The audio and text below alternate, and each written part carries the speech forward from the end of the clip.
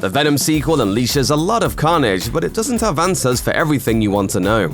Will Anne ever dump Dr. Dan and get with a hero instead of a zero? Will Venom finally meet Spider-Man? These are the biggest unanswered questions in Venom: Let There Be Carnage.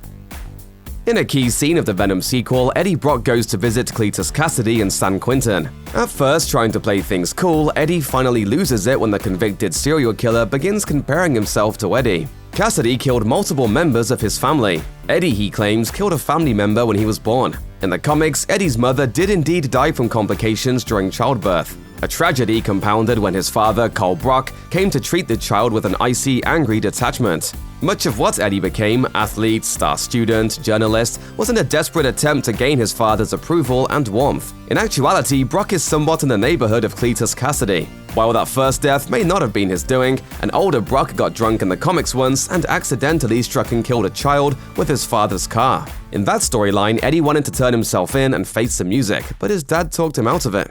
Whichever Eddie Brock storylines are making their way to the silver screen, this much is certain: Eddie has some serious guilt on his shoulders. Cassidy knows exactly which buttons to push, and when Eddie gets mad, Venom wants to help his buddy out. But ultimately, this fit of rage only leads to Cassidy taking in the symbiote, causing more death and destruction.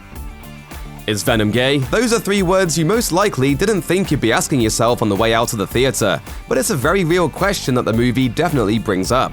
Venom: Let There Be Carnage has a scene where the symbiote, on the rebound after a bad breakup with Eddie, finds himself at a San Francisco rave. After turning down the advances of a woman, the alien gets up on stage and delivers a rant that includes the declaration, "I am out of the Eddie closet." Speaking about the movie's credited writers, Kelly Marcel and Tom Hardy, Serkis implied that the scene very much means what you think it means.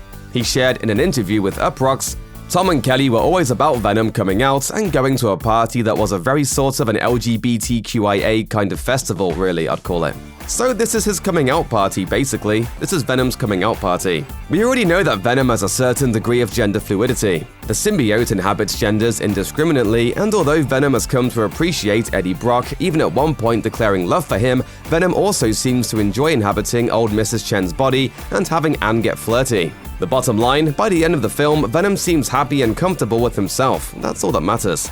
You bet your ass.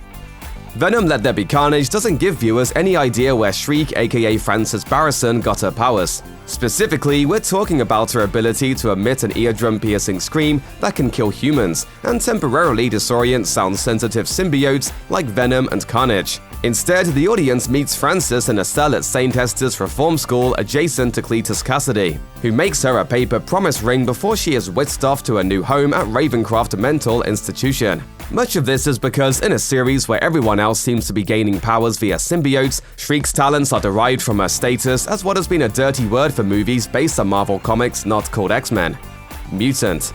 Back around the turn of the century, as Marvel sold rights to various properties to studios, only 20th Century Fox secured the rights to the mutant corner of the Marvel Universe, which it famously used for its own series of X-Men movies. Now things appear to be on the path to mutants finally joining the MCU, but since the Venom films are technically Sony productions in Sony's own universe of Marvel characters, you can see where things get muddled.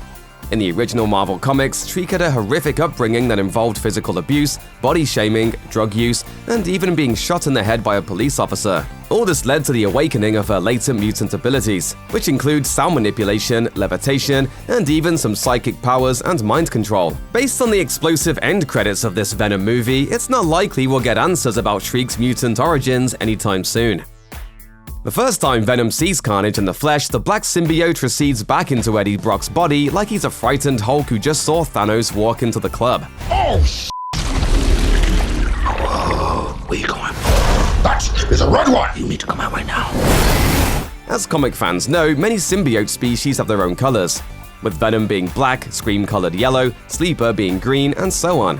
The reason why Carnage is red is because it entered Cletus through his bloodstream. In the comics, Eddie was in a prison cell with Cletus when Venom's spawn accessed Cassidy through a cut in his hand. In the movie, a somewhat similar event occurs, even if it gets tweaked a bit. Although Brock and Cassidy aren't in a cell together, the serial killer manages to bite into Eddie, after which he remarks upon the unique composition of Eddie's inner workings. I have tasted blood before, and that is not it.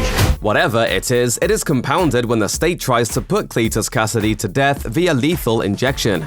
Carnage uses the opportunity opportunity to finally seize Cassidy, breaking free from the restraints and beginning his killing spree. So why is Venom so afraid of a red one? Well, for starters, anyone can see that Carnage is clearly bigger and seems to have more weapons at the ready. It's also generally accepted that each spawn of a symbiote is stronger than the one before it, so Venom knows right off the bat that he's at a disadvantage.